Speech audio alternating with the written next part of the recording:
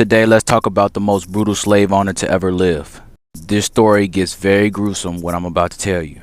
Be aware, but let's get into it. The story of Madame Lalaurie.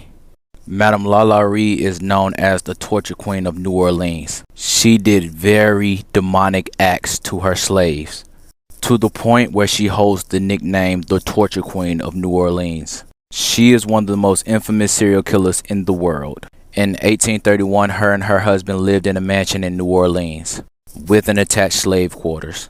Her public treatment of her slaves were decent, but behind closed doors, they were truly demonic. There's one gruesome story where a 12-year-old girl was combing her hair.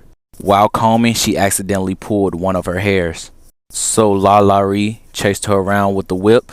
The young lady jumped off the rooftop mansion rather than await the torturing that was waiting for her. That's how afraid she was of Lalaurie. She was also famous for collecting horrendous torture devices. She even beat her daughters for trying to feed starving slaves.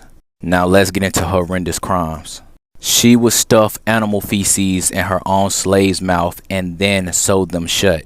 She would also wrap her slaves' intestines around their own body. She once had the arms of a woman amputated and her skin peeled off in a circular fashion to resemble a caterpillar. The limbs of another slave were broken at odd angles so that they could resemble a human crab. She also had a 70-year-old female slave chained to a stove.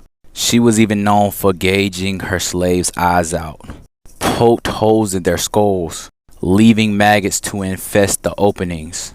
Remember I just said the lady slave that was chained to a stove? She set fire because she did not want to go to the upper room in that mansion. Because the upper room in that mansion is where Lalaurie would torture slaves. Police would soon discover these things, but Lalaurie would then flee to Paris, where she died in 1849. And this is the house where she used to torture them. I'm just truly lost for words. But that is it for this story. I'm out. Deuce.